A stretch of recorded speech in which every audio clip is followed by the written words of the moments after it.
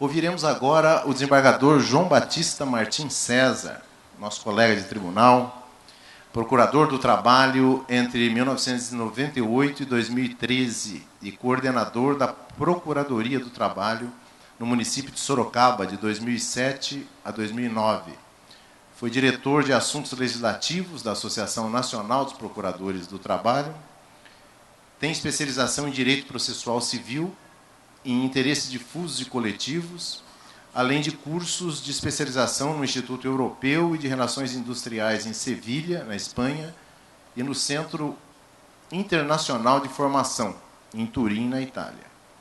Curso avançado em Direito do Trabalho para pós-graduados na Universidade de Sevilha, na Espanha, em setembro de 2010. Mestre em Direito pela Universidade Metodista de Piracicaba, Unimep. Autor de diversas obras, tendo participado como palestrante e debatedor em inúmeros congressos, seminários e encontros. Atualmente é desembargador do nosso Tribunal da 15ª Região, desde abril de 2013. Doutor João, com a palavra, Vossa Excelência. Boa tarde a todos e a todas. Inicialmente, agradecer o convite ao Dr. Jordani, nosso diretor da escola, dizer que é uma grande honra estar aqui e um sonho de todos nós do Comitê Trabalho Infantil, que é um público tão seleto, que tem esses eventos do tribunal, e levar essas discussões sobre o trabalho infantil. Cumprimentar o Dr. Cristiano pela excelência da palestra, Dr. Fernando, e entrar no tema. Eu coloquei aí no meu PowerPoint duas imagens que eu queria comentar com vocês antes de entrar praticamente no assunto. O primeiro é essa menina, né, que em tese estaria aí uma lousa, teria uma deficiência aí, um braço, né, que é o símbolo do TST do combate ao trabalho infantil. E essa frase que já está aí nesse símbolo, se ao final desse congresso nós firmarmos mais adeptos a ela, eu acho que vai ser uma grande vitória para todos nós que atuamos nessa causa e principalmente para o nosso país, né? Que lugar de criança na escola diga não ao trabalho infantil. E logo abaixo disso tem o símbolo do catavento. Então, nós estamos com um momento tão triste do nosso país, estamos vendo tantas mazelas, né, tantas dificuldades, e esse é um símbolo do potencial nosso, dos brasileiros, é o catavento. O catavento é o símbolo mundial de combate ao trabalho infantil. As cores representam a diversidade das raças, das etnias, e também os 5 continentes. Esse símbolo, criado por brasileiros, foi adotado pela OIT, pela ONU, como símbolo mundial de combate ao trabalho infantil. Então, nós, brasileiros, somos competentes. Então, vamos usar essa competência. O Dr. Cristiano já colocou o número de trabalho infantil no mundo, né? Então eu vou passar. Só queria frisar com vocês esse gráfico que eu acho que é muito importante, né? Se nós pegarmos lá no início, em 1992, quando começaram o Bolsa Escola e agora o Bolsa Família, na nomenclatura, nós tínhamos 7.800.000 crianças trabalhando, constatado ano, né? E ela vem caindo, ano a ano, até no último PNAD, em 2013, 3.167.000, como o Dr. Fernando colocou aqui na abertura desse painel. Então, o Brasil é exemplo internacional do programa sadio de combate ao trabalho infantil. Só que, mesmo assim, como já foi muito bem colocado aqui, não vamos atingir as metas que nós assumimos. Obrigado. Internacionalmente. Mas mais do que isso, acho que não é meta internacional, é meta conosco, com nós brasileiros, de erradicar qualquer trabalho de criança e adolescente. Que isso não deve ser admitido se a gente quer um dia ser uma grande nação. Não podemos aceitar. Os meus números são um pouquinho divergentes do Dr. Cristiano, mas acho que conforme a gente apura e faz a aferição, né? Os números que eu tenho são 2.211.000 em atividades não agrícolas e 977.000 em atividades agrícolas. 45%, então. dessa população. E 486 mil das crianças têm menos de 13 anos, que é proibido não só pela nossa legislação, mas pelas normas internacionais.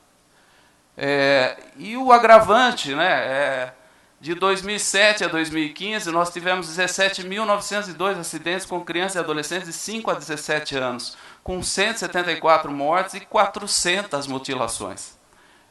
No trabalho infantil rural, de 2010 a 2014, pelo mesmo Sinam, nós tivemos 219 acidentes. E aqui, né, para São Paulo, que todo mundo fala que é a locomotiva do país, e nós sabemos que é mesmo, né, um dado triste para nós paulistas, né?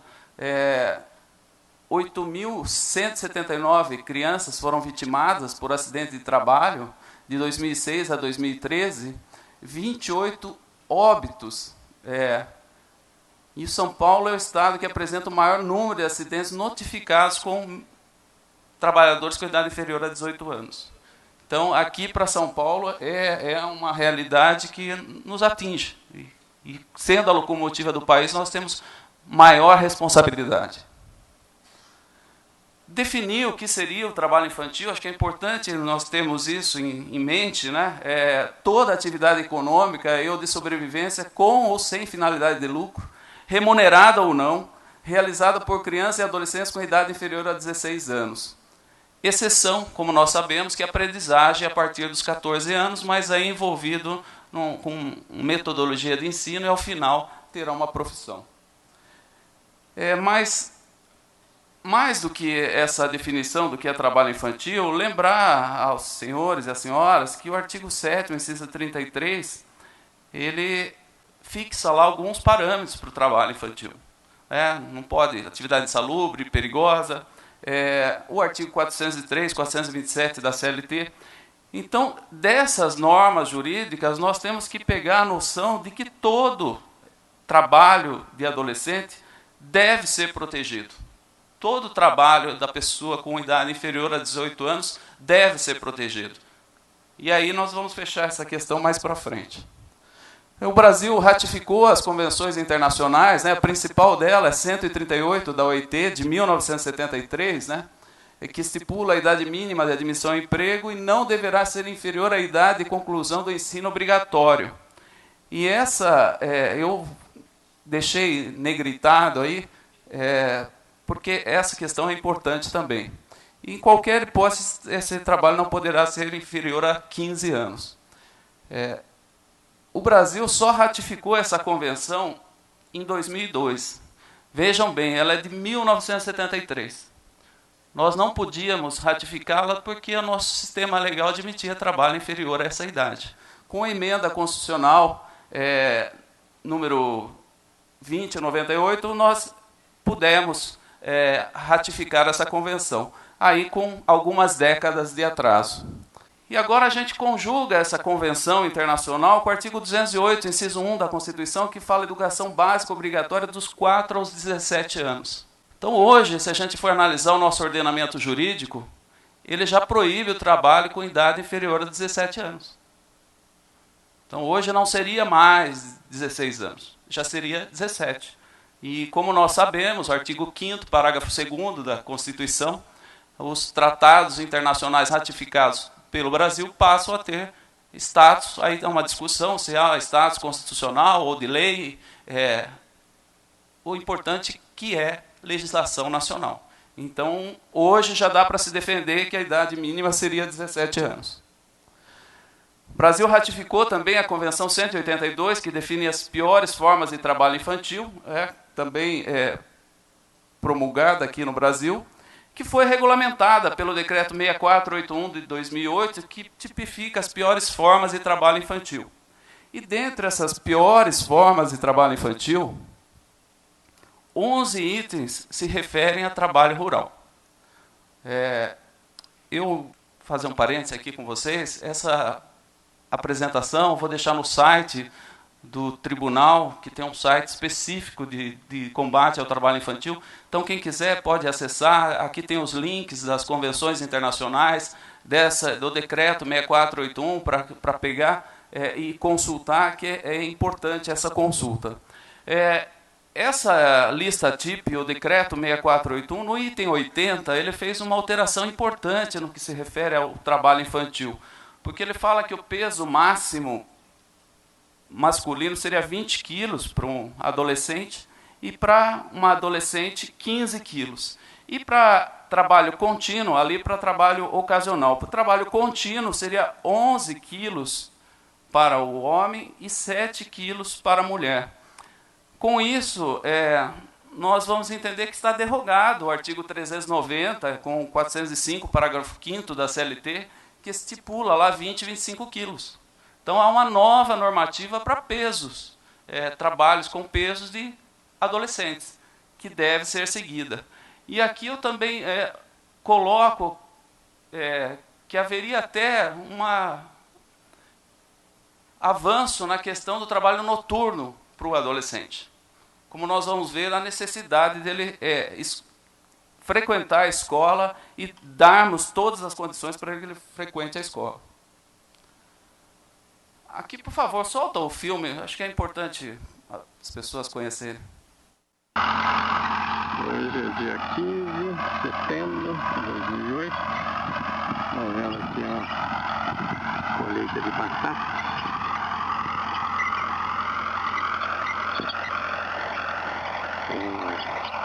Município de Casa Branca, bairro de Lagoa Branca.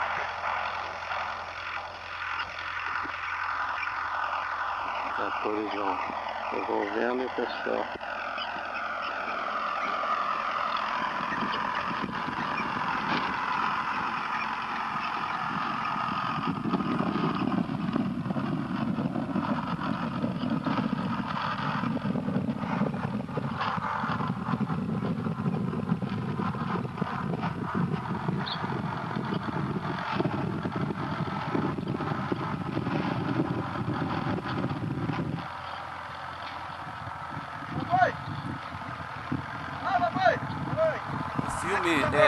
É curto, mas para vocês verem como que é o trabalho rural, e aqui eu quero agradecer ao amigo, ao Dr. João Batista Manso, ao auditor do Ministério do Trabalho e Emprego. Colheita de feijão, dia 22 de setembro de 2008.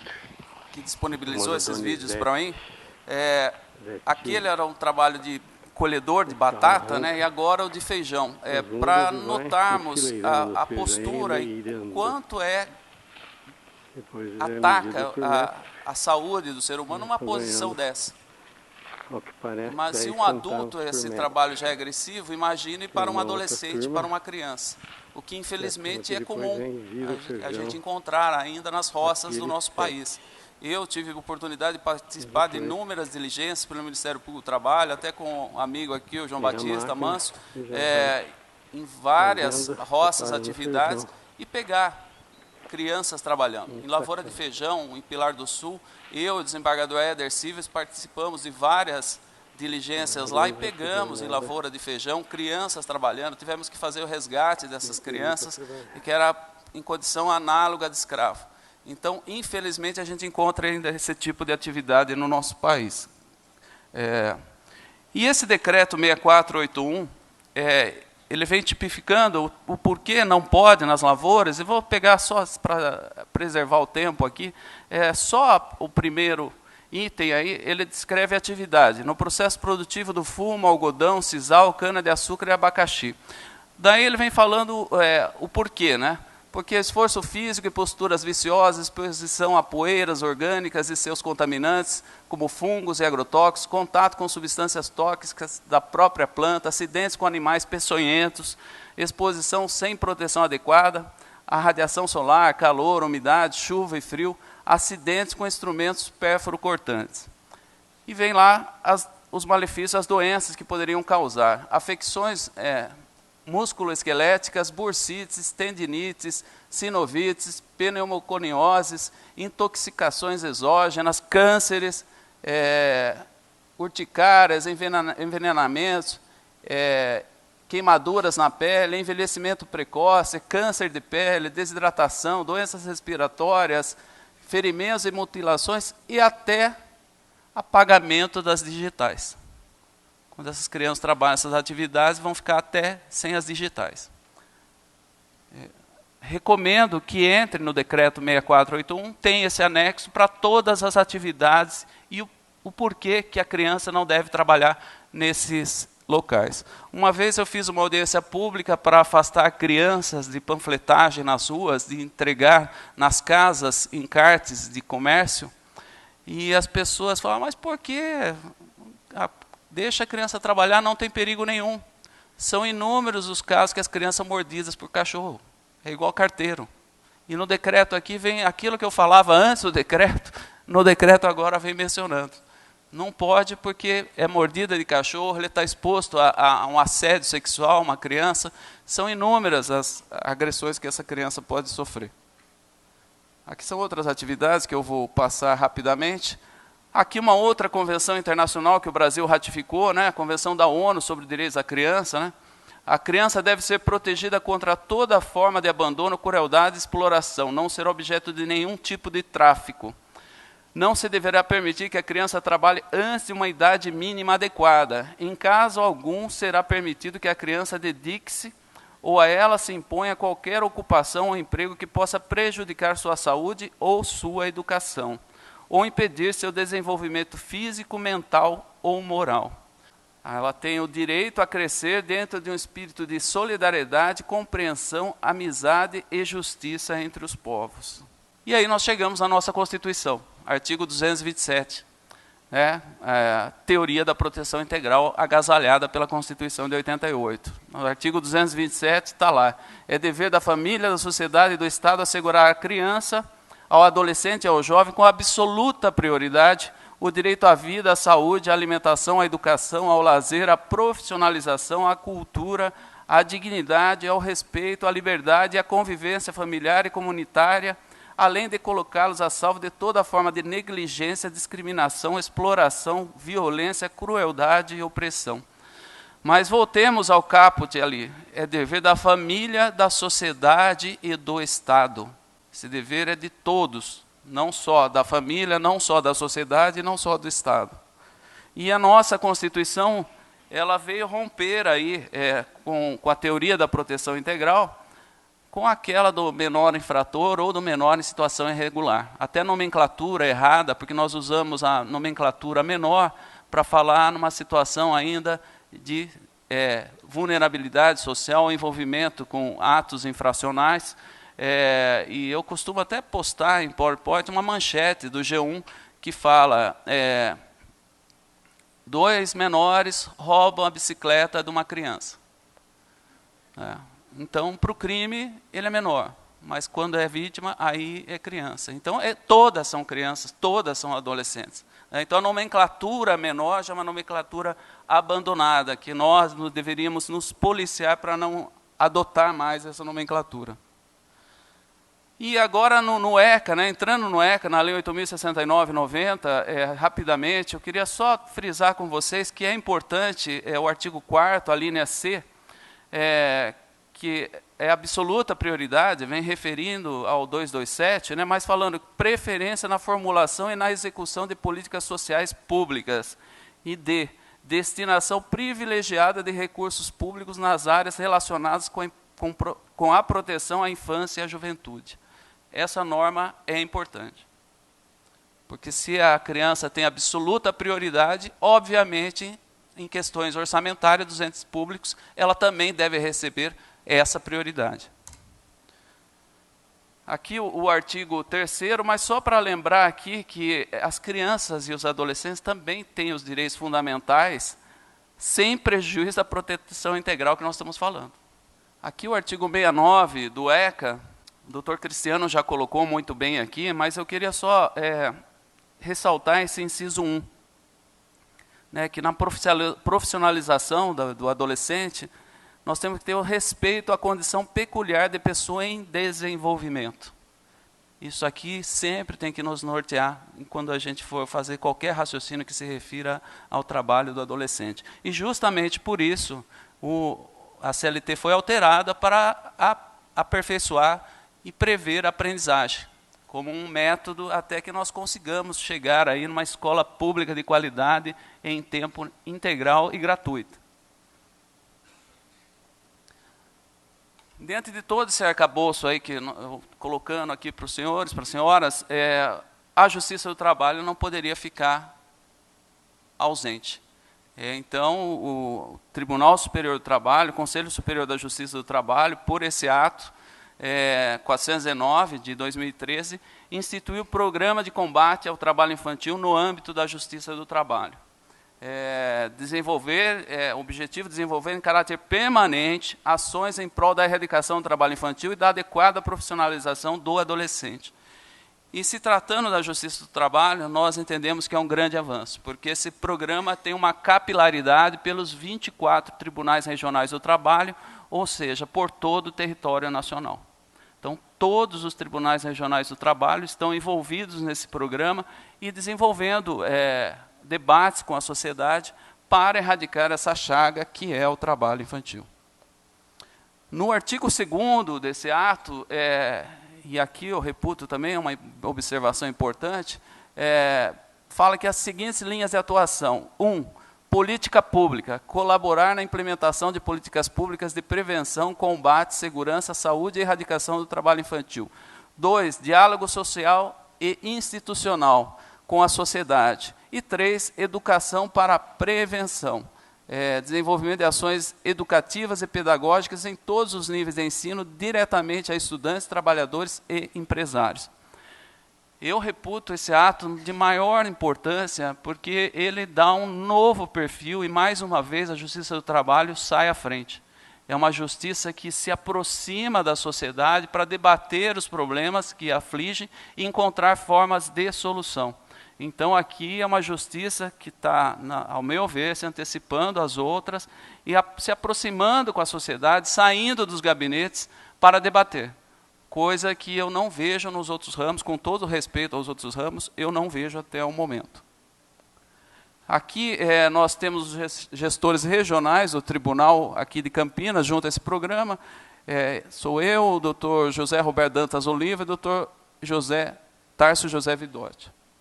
Também aqui na 15ª foi instituído o Comitê de Erradicação do Trabalho Infantil, que a composição eu presido, tenho a honra de presidir esse comitê. Tenho o doutor Flávio Alegre de Campos Cooper, nosso ex-presidente integrante, a doutora Tereza, que está aqui, a Aparecida Assa Geminiani, integrante, a do juiz Eliana dos Santos Alves Nogueira, o juiz José Roberto Dantas Oliva e o juiz Tárcio José Vidotti. E dentro dessa linha de atuação, aqui o Tribunal da 15ª Região, de forma pioneira, criou 10 juizados especiais da infância e da adolescência nas 8 sedes de circunscrições e mais 2 nas cidades de Fernandópolis e Franca. Então, 10 ao todo, 10 juizados, e nas cidades de Fernandópolis e Franca, porque nessas cidades havia um número muito grande de autorizações para o trabalho infantil.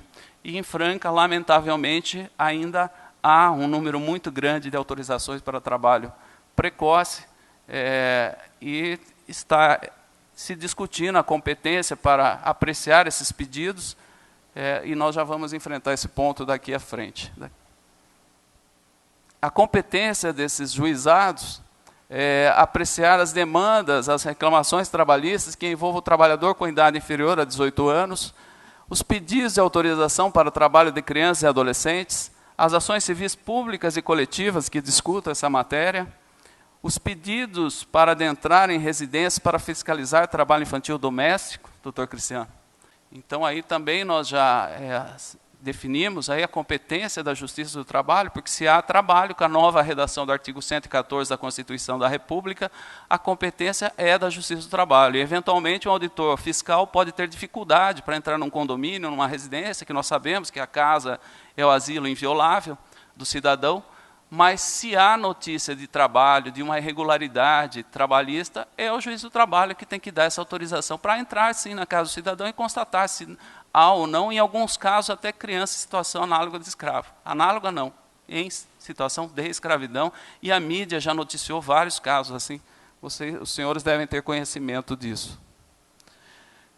Mas mais do que essa competência, aí, a atuação dos juizados especiais é uma atuação propositiva, é uma atuação que vem somar em rede, na forma do artigo 88 do ECA e da resolução número 113 do CONANDA, porque, como nós vimos no artigo 227 da Constituição, é a união de todos que vai resolver esse problema. Então, é a atuação em rede que é o diferencial para a gente conseguir evoluir ainda mais no combate ao trabalho infantil. O artigo 88, eu transcrevi aí, mas só para mencionar o artigo, inciso 5º e 6º, que fala dessa atuação em rede. E essa atuação interinstitucional, né, a doutora Eliana está aqui, e ela é o nosso GEA primogênito, né, que nos dá muito orgulho na atuação, e faz essa engrenagem toda aí funcionar. E ela vem fazendo um trabalho brilhante lá em Franca.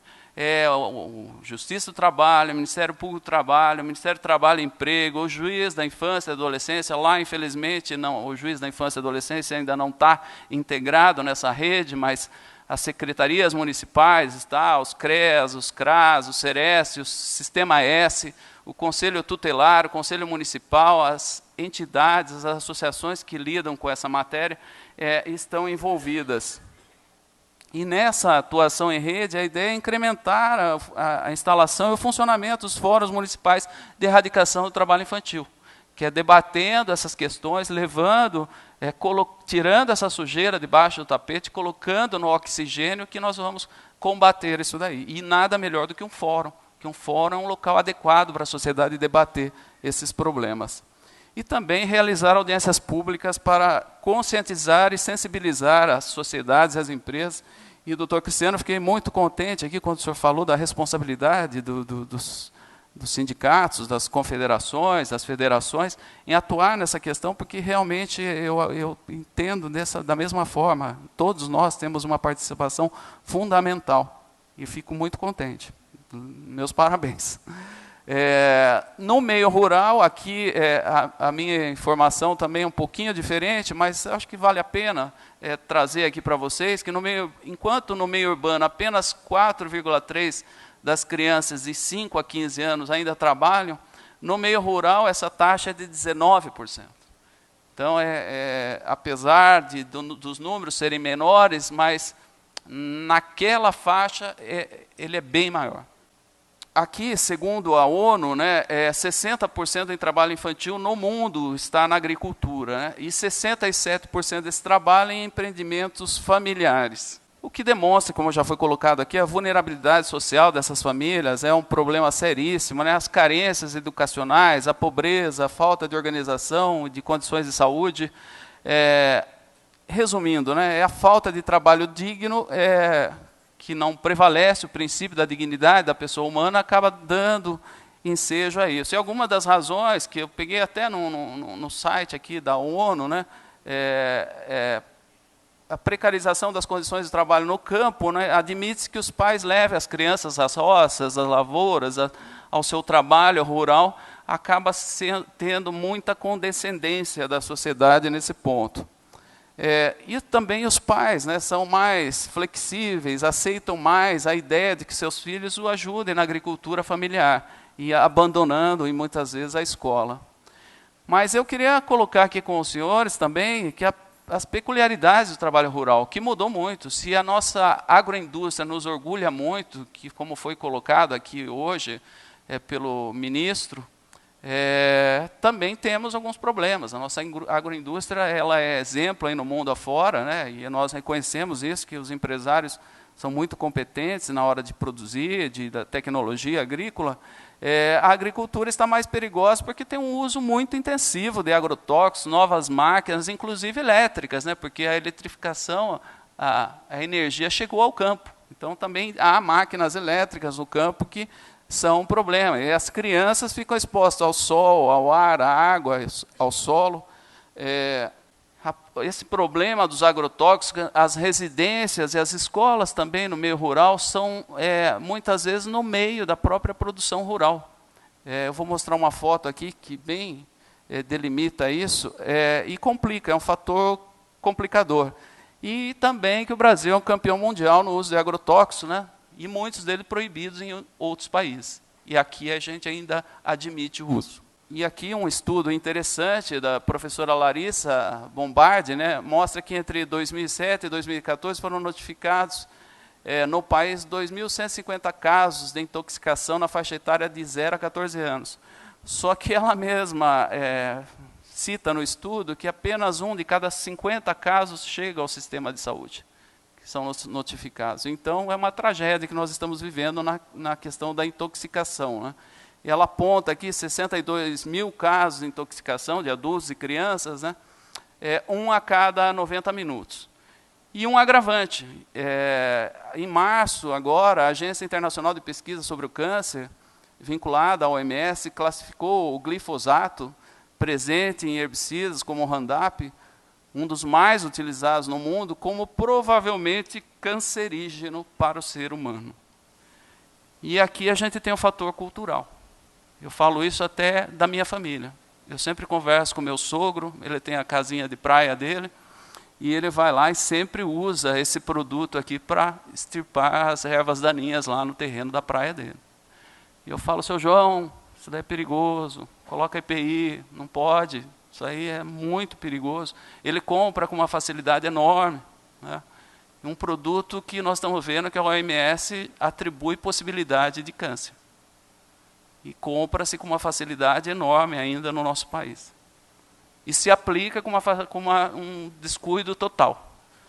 Tive oportunidade de participar em diligências lá com o Dr. João Batista Manso, em Itapeva, nas lavouras de tomate. As famílias mexiam a cauda de veneno com o braço. Lamentavelmente, essa família morreu toda de câncer. Nós fizemos um trabalho desde 98 lá na região e muitas integrantes dessa família morreram de câncer. Essa é a imagem que eu queria colocar para vocês, a questão do meio rural. Essa foto é da Folha de São Paulo, foi tirada uma diligência que o Dr. Dimas Moreira da Silva fez lá em Registro, na lavoura de banana, mas eu fiz também muitas diligências lá na região da banana, e eu presenciei um avião desse passando, pulverizando uma lavoura de banana, que no meio tinha uma escola. E eu estava perdido ali na diligência, procurando me situar para seguir para as propriedades rurais. Um avião desse passou, pulverizou tudo. Pulverizou viatura oficial, escola, crianças que estavam lá. Uma tragédia. A gente não pode admitir uma coisa dessa. Daí conseguimos chegar no produtor rural, ele falou, foi um erro do piloto, ele errou a coordenada, não era para jogar lá, acabou jogando. Mas poderia ser um erro excusável, né? Só que esses dias encontrei com um amigo que é um procurador de justiça aposentado, eu tinha comentado esse episódio com ele, ele falou, João, lembra aquilo que você me contou e tal? Eu falei, lembro, Eduardo. Pois bem, eu estava lá em Paranapanema com o meu carro e fui também pulverizado por um avião. Eu estava na estrada e fui pulverizado por um avião agrícola em todo o meu carro. Então, não é tão incomum acontecer essas coisas com um produto de alta toxicidade. Para quem tiver curiosidade, tem mais alguns sites aqui de contaminação sobre agrotóxico para saber. Eu queria abordar uma outra questão aqui também com os produtores rurais aqui, que é a questão do dumping social. Se nós nos orgulhamos da nossa agroindústria, e devemos nos orgulhar mesmo, nós temos que preocupar com ela também. Porque quando um país é acusado de dumping social e é condenado internacionalmente por dumping social, a represália pode vir não necessariamente no setor que deu causa a condenação por dumping social. A represália pode se dar em outros ramos da nossa economia. Hoje, numa sociedade globalizada, interligada, eventualmente uma acusação de dumping social pode afetar produtos que não teve nada a ver com a acusação do dumping social. Então, nós temos que também ter essa preocupação. E como nós sabemos, o Brasil já foi condenado mais de uma vez por acusação de dumping. Conseguiu muitas vitórias, mas também já foi condenado. Aqui eu faria rapidinho aqui umas colocações da própria justiça como um todo, né? Olha o valor aí que essa usina foi condenada por utilização de trabalho infantil. 5 milhões. E a Justiça do Trabalho vem, como eu falei, contribuindo muito para erradicar essa praga. Aqui, a doutora Eliana me fez o favor de enviar alguns casos lá que ela pegou em Franca, né? Em 2 processos aqui, o trabalhador foi dispensado por justa causa, um adolescente, porque não usava EPI. O que está errado aí? Trabalhador dispensado por justa causa por não utilizar a EPI. Se ele está usando a EPI, ele está num ambiente insalubre ou perigoso. Então não poderia estar. Né? E a outra questão, esse adolescente também tinha autorização para trabalhar desde os 14, concedida pela Justiça Comum de Franca. Quer dizer, se dá autorização para o adolescente trabalhar, mas não se acompanha onde ele vai trabalhar. Eu só dou autorização para o trabalho, mas não acompanho se é uma atividade insalubre, se é perigosa, se poderia estar lá ou não. É uma tragédia social. Né?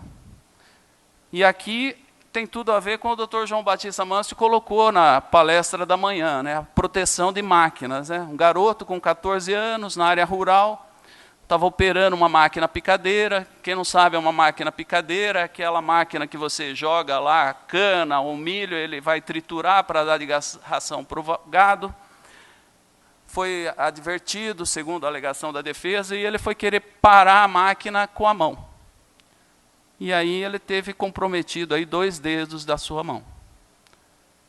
Se tivesse uma proteção lá na correia, não teria acontecido o acidente, mas obviamente ele não poderia estar lá. Mas a proteção teria evitado aí mais um número aqui de acidente de trabalho que provavelmente não está ainda informado lá o sinal. E esse trabalho protegido aqui, que eu queria colocar com vocês, o artigo 7º, inciso 33 e 403 e 427 da CLT, primeira observação é que o empregador deve conceder tempo necessário para a frequência às aulas do adolescente, o que é óbvio, né?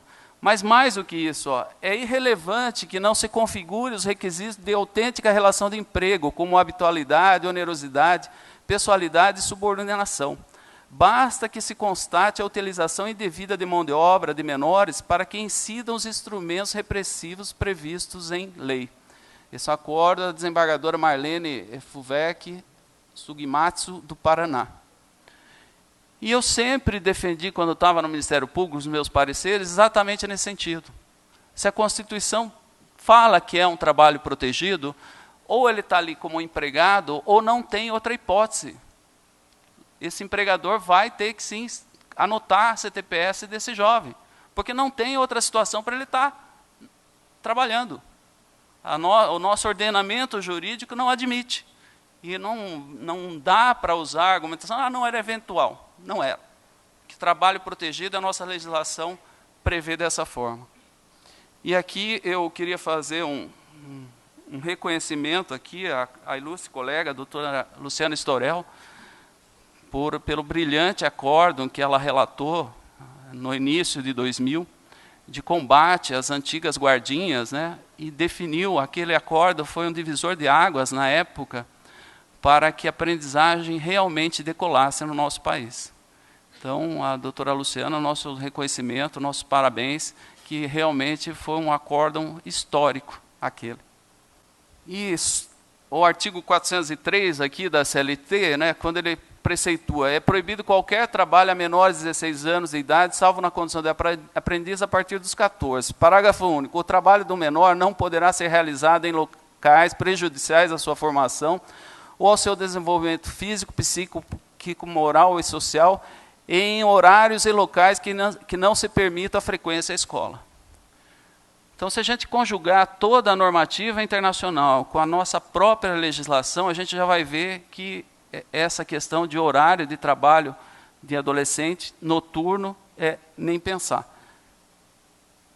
E o saudoso Carrion, né, na CLT comentada dele, ele já falava, né, que as normas de proteção não se restringem às relações de trabalho subordinado. Tem-se que, até de forma autônoma, algum menor estará teoricamente sujeito a ver-se impedido de exercer alguma atividade. E como nós vimos, agora é protegido mesmo. Falar com vocês aqui de uns mitos, rapidamente, né, que a gente ouve da sociedade, que o trabalho tem que ser considerado um fator positivo no caso de crianças que, dada a sua situação econômica e social, vivem em condições de pobreza e de risco social. Bom, então aqui a gente admite, então, trabalho para o filho do pobre. Para o filho da classe média, nós já temos ciência, nós aqui, acredito, nenhum de nós quer que nossos filhos, nossos netos, sejam encaminhados precocemente ao mercado de trabalho. Então, a gente admite essa situação para o filho do pobre. Então, é uma situação de exclusão social.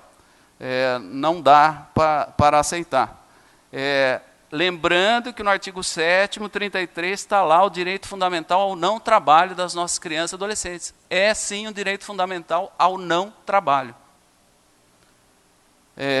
O mito também é melhor a criança trabalhar do que ficar na rua exposta ao crime e aos maus costumes. O Dr. Ricardo Tadeu Marques da Fonseca, na sua dissertação de mestrado, entrevistou os antigos presos do Carandiru e, na ocasião, ele constatou que mais de 80% deles começaram a trabalhar precocemente. Recentemente, uma reunião do Fórum Estadual de Erradicação do Trabalho Infantil, na sede do nosso tribunal em Campinas, foi apresentado um estudo com os jovens da Fundação Casa, o percentual é semelhante. E a doutora Eliana, que está aqui presente, também teve a oportunidade de frequentar lá umas unidades da Fundação Casa, lá na região de Franca, e constatou também percentual altíssimo de trabalho precoce e jovens envolvidos com atos infracionais. Então, estatisticamente, está demonstrado que trabalho precoce não é sinônimo de salvo-conduto que não vai se envolver com a criminalidade. Pelo contrário, expõe esses adolescentes cada vez mais a um ambiente inadequado para eles. E aqui o perfil do preso brasileiro, dados do nosso CNJ, né? A população carcerária brasileira é jovem e de baixa escolaridade. Somente 2.000 presos, 0,4% da população carcerária tem formação superior. Então, a escolaridade está tudo a ver, vinculado aqui com bons empregos e não envolvimento em criminalidade. E aqui a mentalidade econométrica. O doutor Cristiano colocou muito bem a preocupação que eu também tenho com relação à crise econômica agora, que eventualmente deixe de se investir no social, porque eu não acho que é gasto isso daí, eu acho que é investimento. E um dado aqui da BBC Brasil, né, que o custo do trabalho infantil no mundo é de 760 bilhões. Né? O Brasil seria um dos países que mais lucraria com a erradicação do trabalho infantil. Os cálculos da OIT indicam que o Brasil ganharia 10 vezes o que investiria para tirar as crianças do mercado de trabalho. Seja com a construção de escolas, melhoria da sua rede escolar, seja com uma mão de obra qualificada e adequada para os tempos de mercado globalizado.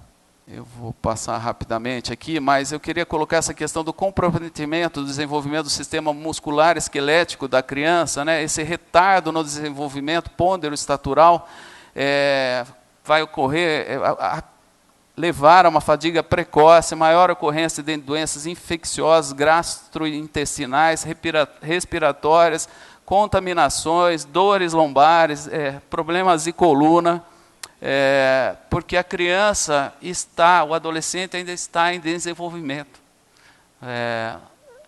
que vai se prolongar até seus 20, 21 anos. A criança ainda é um ser em desenvolvimento, o adolescente. Então, um trabalho precoce para ele, os gravames são muito maiores. Tem a ventilação pulmonar reduzida, maior frequência respiratória, por isso absorve mais substâncias tóxicas que os adultos, podem levar à morte. Tem maior frequência cardíaca que os adultos, ficam mais cansados exercendo a mesma atividade, né? As pressões no mundo globalizado do trabalho são enormes, né? E não imagine pressões de cumprimento de metas em cima de adolescente. Criança tem fígado, baço, rim, estômagos, intestino de desenvolvimento que provoca maior contaminação de absorção de substâncias tóxicas.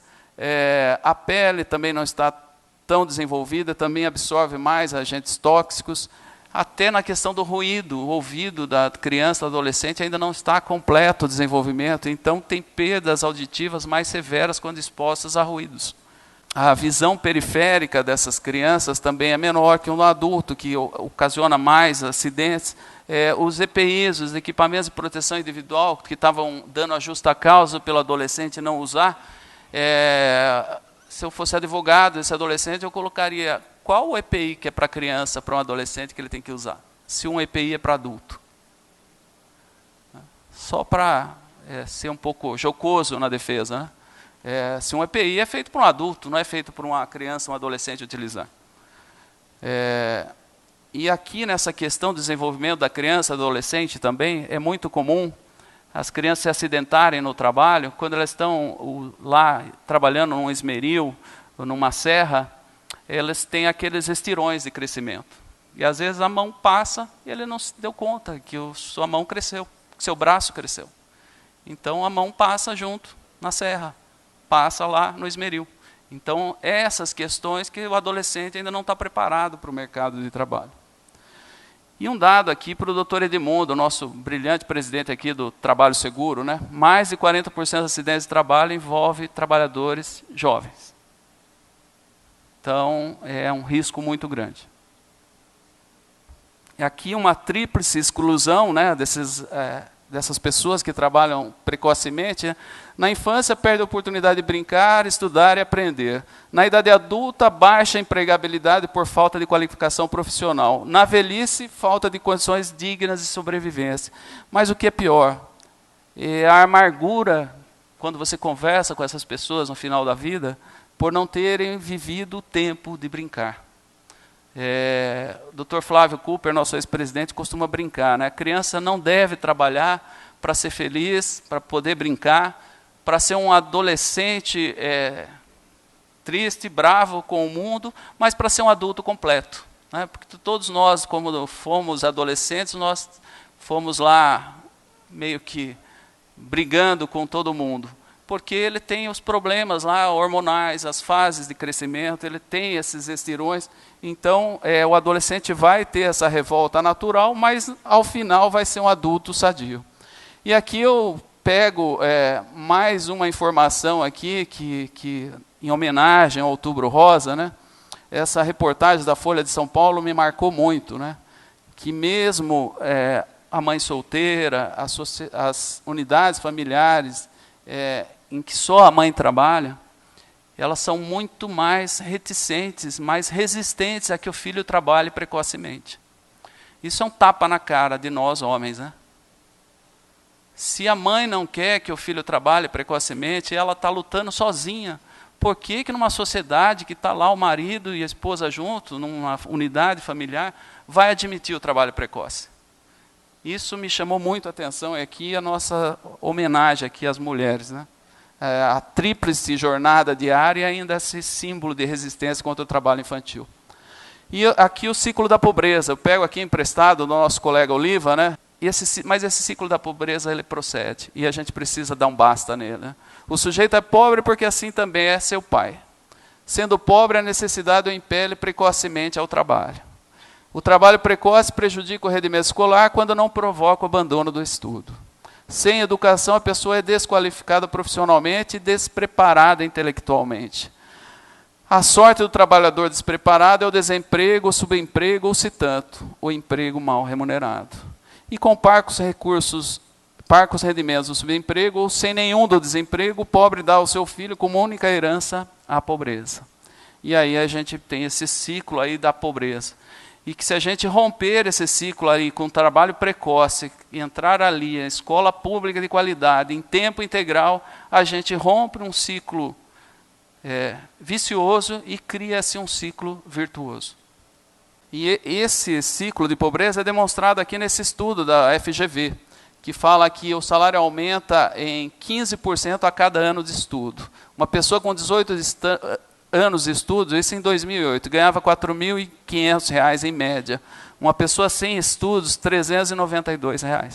Então, uma diferença gritante. A perpetuação da miséria está aqui, está demonstrada.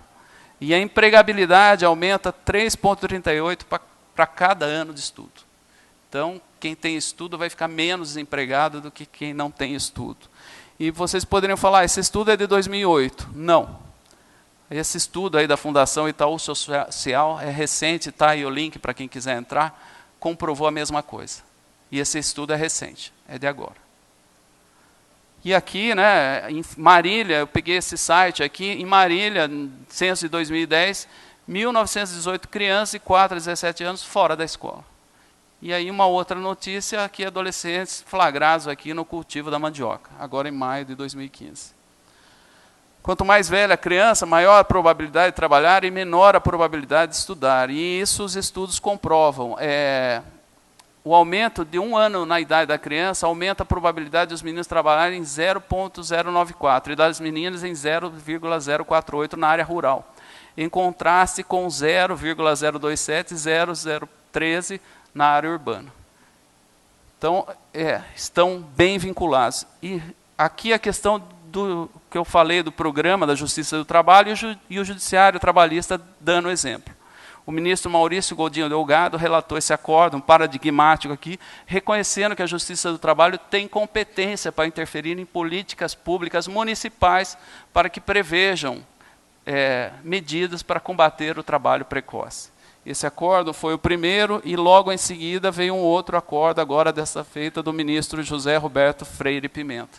Então, o Judiciário Trabalhista sinalizando que vai enfrentar essa questão de políticas públicas que devem ser adotadas pelos municípios para combater o trabalho precoce. Nessa questão aqui também de trabalho precoce, naquele valor de indenização, eu esqueci de fazer um parêntese aqui com vocês, eu quero parabenizar 2 colegas de magistratura, o doutor Oliva e a doutora Cátia, em Presidente Prudente, que estão destinando aos fundos municipais dos direitos da criança e adolescente as indenizações por dano moral coletivo nas ações civis públicas. São destinados ao Fundo Municipal dos Direitos da Criança e Adolescente, porém, esse dinheiro fica na conta judicial trabalhista e só são liberados para projetos que têm ok do Ministério Público do Trabalho. Então, as entidades vão apresentar projetos de combate ao trabalho infantil naquela localidade e esses valores serão liberados pelo juiz do trabalho. E eu louvo essa iniciativa porque a Lei 7347/85, a Lei da Ação Civil Pública, ela fala que esses valores de condenação coletiva, de dano moral coletivo, devem ser destinados à recuperação dos bens lesados. E nós temos enviado esses valores para o Fundo de Amparo ao Trabalhador, que não tem nenhum representante lá do Ministério Público do Trabalho. Então, esse dinheiro não retorna para a sociedade para repor esse bem lesado. Então, nada melhor do que esses valores sejam destinados, sim, a esse fundo municipal para projetos de combate e erradicação do trabalho infantil. E nós temos o melhor exemplo de que isso é possível no caso Shell BASF. A doutora Marinês Sequeira César Targa está aqui, a desembargadora, colega, querida colega, e teve um trabalho brilhante nessa ação. E que foi feito um acordo no Tribunal Superior do Trabalho e foram destinados milhões para a recuperação dos bens lesados que não foram para o FAT. Então, esse exemplo nessa ação civil pública, ele é, para mim, paradigmático e nós podemos e devemos destinar esses valores para uma forma mais efetiva de recuperação do bem lesado. Aqui a competência material para a Justiça do Trabalho, desde de outubro de 2012, na Carta de Brasília, foi definida essa competência da Justiça do Trabalho para autorizar o trabalho infantil. Decorrência lógica da nova redação do 114 da Constituição da República, mais do que isso, num ordenamento jurídico adequado, como que eu posso admitir que um juiz dê autorização para o trabalho infantil se todas as consequências a partir daquela autorização serão apreciadas pela Justiça do Trabalho? Esse sistema jurídico não seria lógico se fosse dessa forma. Um juiz dá autorização para o trabalho infantil, como nós vimos aqui, se é insalubre, se é perigoso, não, aí não é problema meu, aí é problema da Justiça do Trabalho. Então, a Justiça do Trabalho tem que ter toda essa competência para, eventualmente, se der uma autorização para o trabalho infantil, fiscalizar como que esse trabalho está sendo desenvolvido. Então, a lógica do sistema leva a isso. A questão está sub júdice, tem essa ADI 5326 do Supremo, o ministro Marco Aurélio deu a liminar, mas apenas e tão somente para o trabalho infantil artístico. Sobre o restante, ele não falou nada, até porque o pedido era só para o trabalho infantil artístico. Então, essa questão está sub júdice. A FAO aponta aqui algumas formas de combater o trabalho infantil, que é muitas pesquisas nessa área, implementar políticas para essas famílias, né, envolvimento dos produtores e dos empregadores e das organizações dos trabalhadores, um diálogo direto de apoio às famílias vulneráveis, né. Aqui o doutor Cristiano já colocou a questão da agroindústria. Eu acho que realmente a agroindústria tem um papel fundamental, inclusive na sua cadeia produtiva, né? Que é a teoria do nosso querido ministro Maurício Godinho Delgado, né? Que é a subordinação estrutural. E o doutor Flávio Cooper está finalizando um artigo exatamente sobre essa questão da responsabilidade da cadeia produtiva no combate ao trabalho infantil. O doutor Cristiano já colocou aqui a melhoria das escolas nas áreas rurais, né? É fundamental. Programa de redução da pobreza, que inclui a sensibilização do trabalho infantil. Os sindicatos têm um papel fundamental, a conscientização de nós, sociedade brasileira, de que as políticas de combate ao trabalho infantil são investimento, não são despesas. Nós vamos lucrar com isso no futuro. Nós vamos dar concretude ao artigo 227 da Constituição, nós vamos eliminar a pobreza, nós vamos ter uma mão de obra melhor preparada para o mercado, maior produtividade, menos casos de contaminação, práticas saudáveis de uso de herbicidas ou até mesmo a abolição do seu uso. Os empregadores vão ganhar muito com essa mão de obra mais qualificada. Essa é uma necessidade numa sociedade atual, globalizada, não tem como fugir disso. Nós vamos evitar a condenação internacional por dumping social, como eu coloquei aqui. Nós vamos aumentar a renda do trabalhador. Nós vamos acabar, em grande parte, com o Bolsa Família. Com esses programas assistenciais, se nós tivermos trabalhadores que tenham uma remuneração adequada.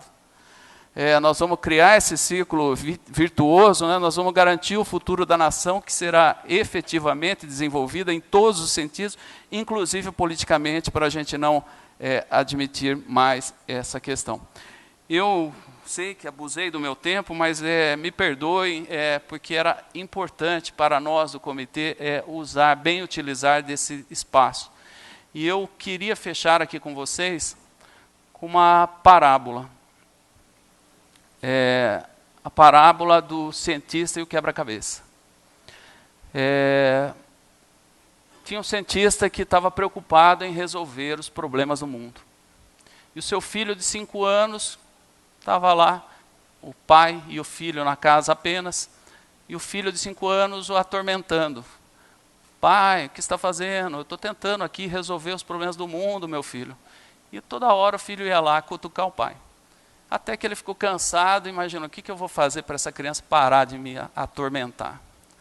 Falo, já sei, vou pegar o mapa mundo, e falou, filho, eu queria também resolver os problemas do mundo. Falou, pegou uma revista, pegou um mapa mundi, picou esse mapa mundi em inúmeros pedacinhos, deu um rolo de fita adesiva para o seu filho, falou, está aqui, filho, me ajuda a resolver o problema do mundo, monte o mundo para mim, conserte o mundo para mim.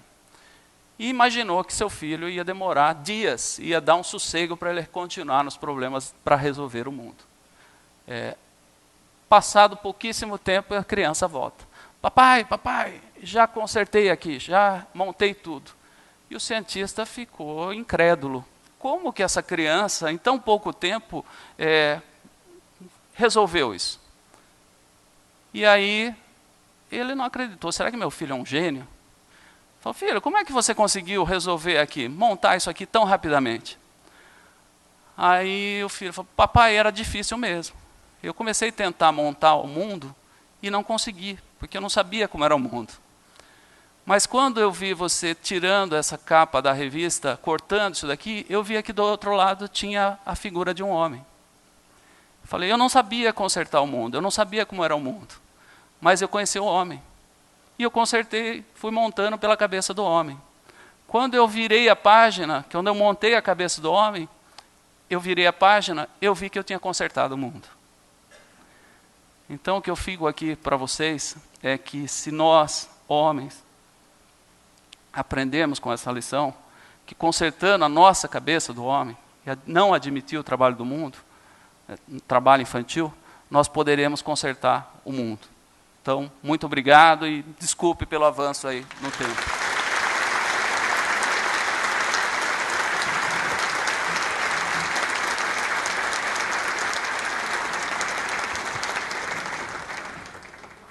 Eu queria dizer ao desembargador João Batista que se todo o abuso que se cometesse no mundo trouxesse tanto benefício para a população e para a sociedade, nós estaríamos felizes, doutor João.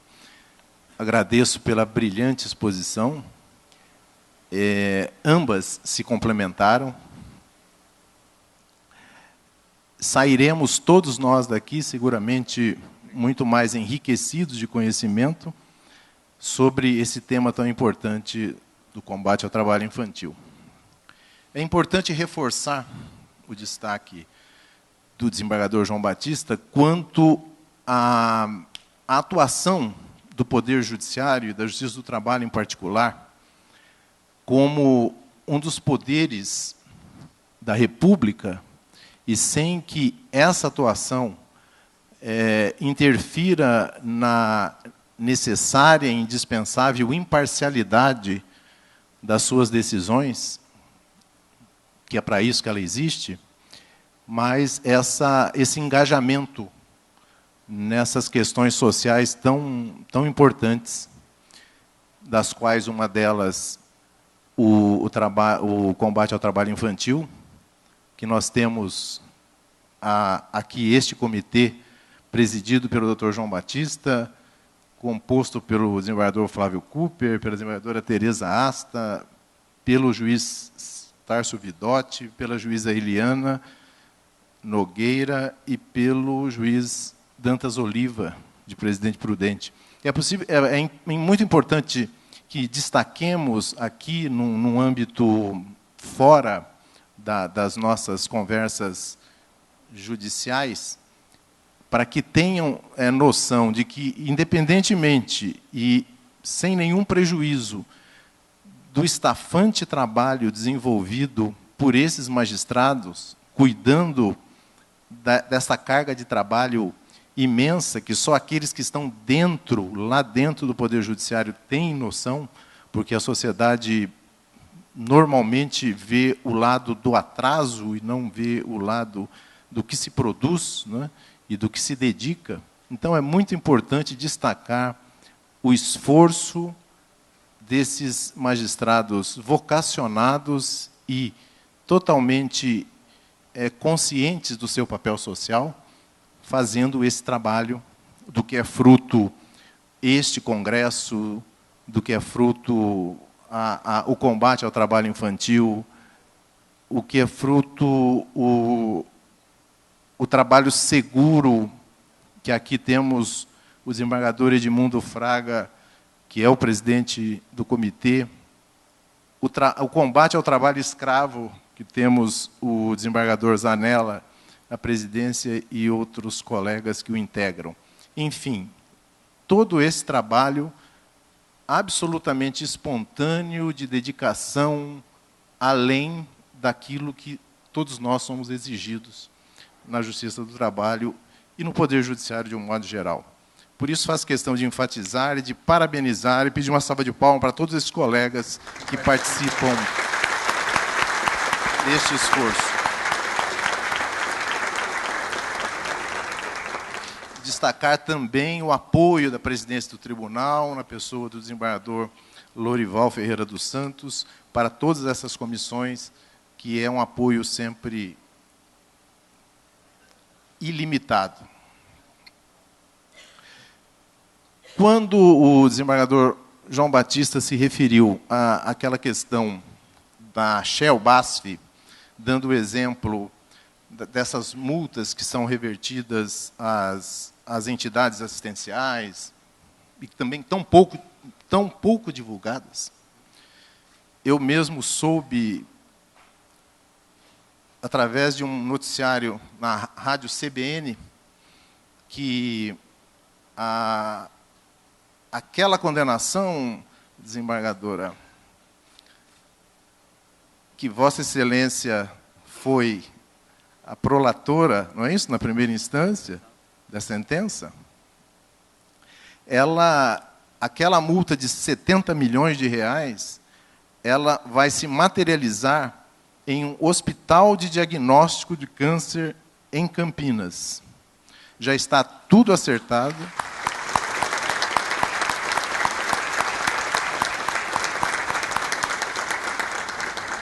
uma espécie de filial daquele hospital que é um símbolo do país e um exemplo, que é o Hospital de Barretos, não é?